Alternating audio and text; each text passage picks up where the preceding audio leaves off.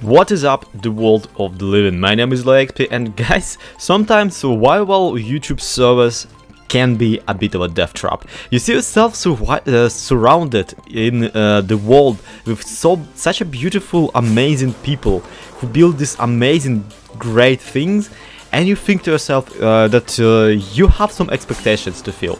And you start over with these giant-sized projects that you don't necessarily know exactly what to do with, and then, say 20 episodes later, you're just sitting there and like, what do I do with this giant barrel in the middle of my base? And how do I connect my recently started villager mines to the interior that is just not there yet?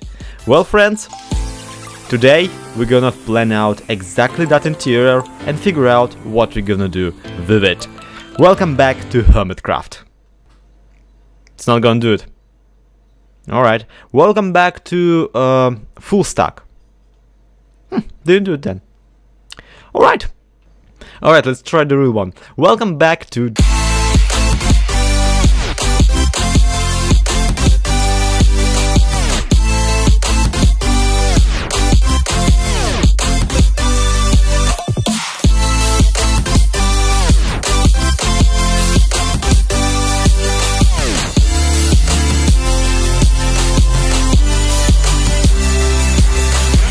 So this is the free real estate that we'll have to walk through, and frankly that's a lot of it. And this is just the lower part of it also, if you really think about it.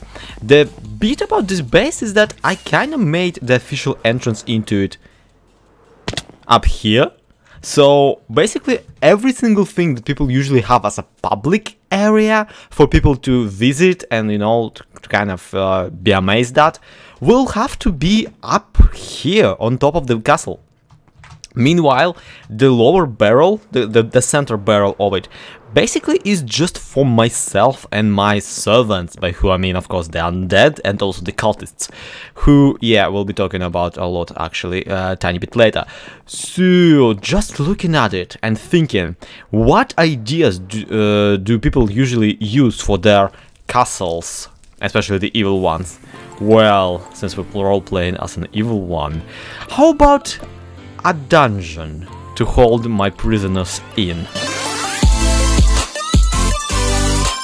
And I know what you're thinking. You're thinking like, Zloy, don't you already have a dungeon in your, you know, cellar? The one underneath the entire base? The one with, you know, zombies and, you know, other type of zombies and another type of zombies in it?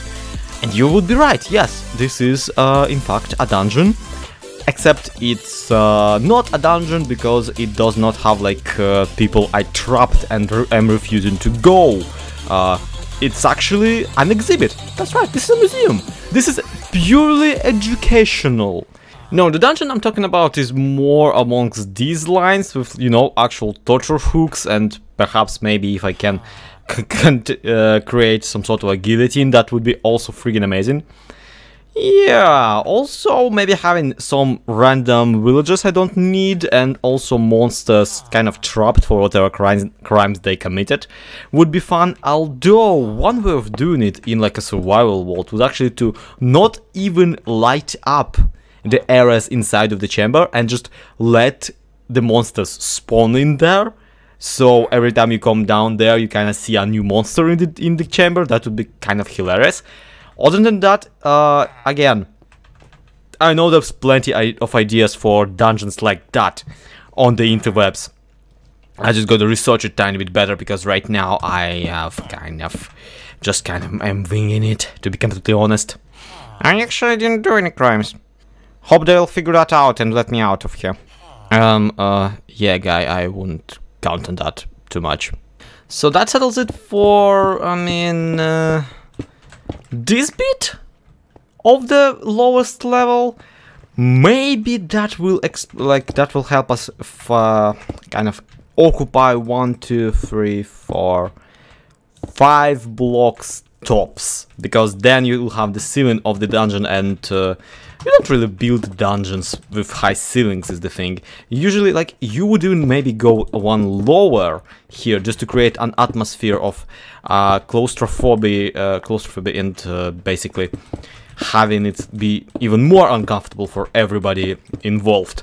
But at the same time, I feel that that will be occupied anyway, just by the, you know, support structures made out of wood that I plan on having here and there. In the meantime, what do I plan to do with the rest of the lowest level? Well, truth be told, I've been thinking that maybe the cellar would be a great place for, I don't know, a cellar?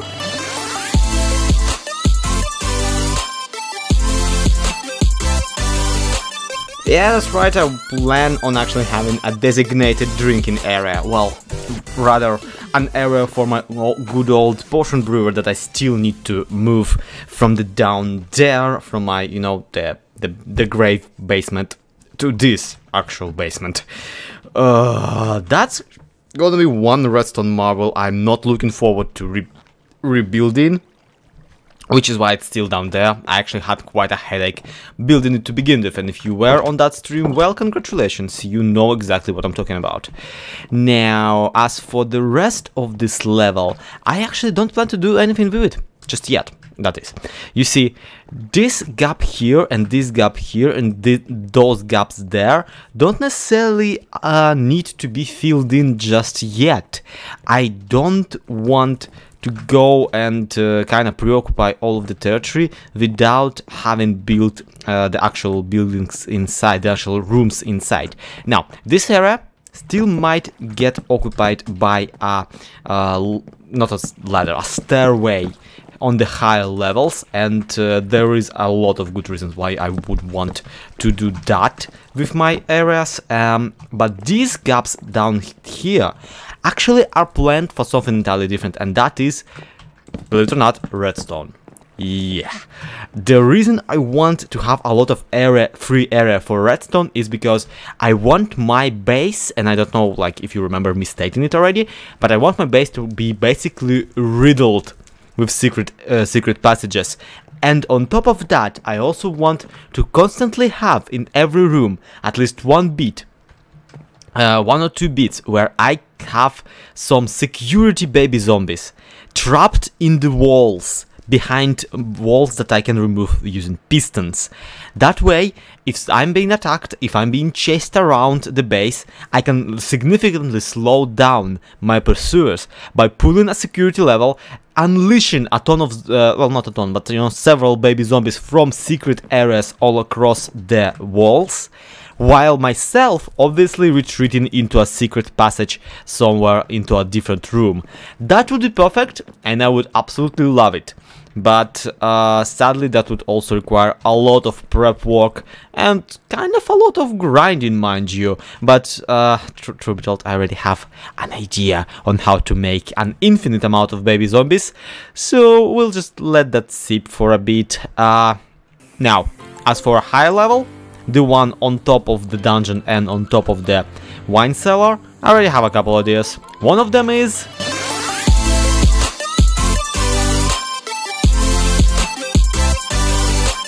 Then again, there's an issue of really low ceilings on this particular story of the thing. And yes, I need this one layer, this one floor, to actually be on exactly this area. Or maybe just a couple blocks higher. Oh, no, I do, obviously. Sorry for that. Brain fart, I do need this to be on this level because of this door leading over to this particular bridge going towards that direction.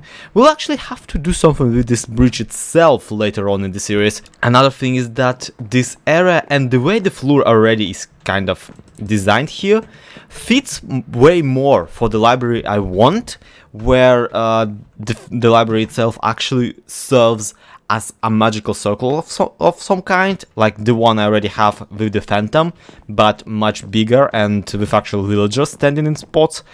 So I don't think we can actually do the Forbidden Library up here, again, because of the ceilings.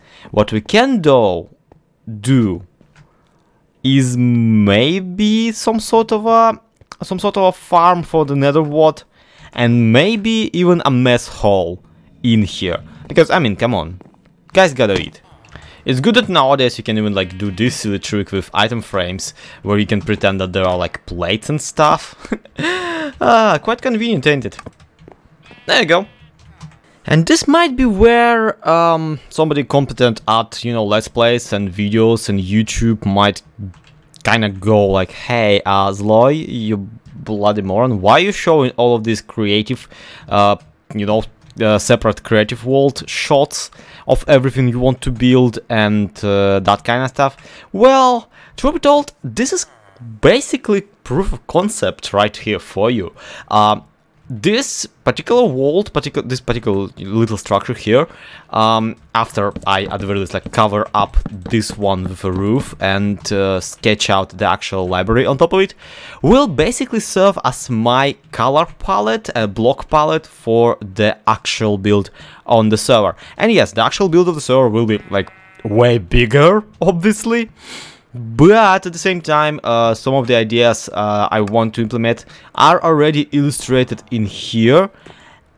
And at the same time, building this same thing on a larger scale will mean not just improvement, but also place for better ideas. So place for additional stuff that you guys might suggest in the comments. So if you have any at all quips, tips, that type of deal, tweaks for me, do leave a comment down below. Do let me know why are you getting stuck into the cobwebs.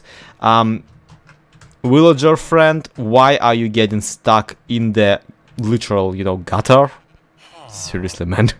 What's wrong with you? Yeah, overall I'm really liking it, and overall this kind of, you know, creative sketching on a smaller scale really is jolting my brain into action. So once again, let me know if you have any ideas, and let me know what parts of this build even do you personally look most forward to. As for myself, I really am looking forward to installing some security measures for when I can pull the lever and unleash just an army of zombie babies on whoever is attacking my castle. That's basically the whole point of this deal. I don't care about the rest. No, I actually really do. So yeah, that's gonna be it for today. And thank you everybody so much for watching. Hope you enjoyed this little, you know, talky episode, planny episode. Those are sometimes really necessary, sadly, at least for me, for when I need to take a step back, take a breather, and figure out what am I even doing, especially on large projects like my necromancer castle. Of course, these are not the only rooms we will be building, and there's an entire giant section of the castle I didn't even talk about. But we will address it sometime soon when we get it. You know that old saying, we will burn that bridge when we get there. For now, this has been ZloyXP, this has been Decidedly Vanilla. To be continued, have a good one, bye bye.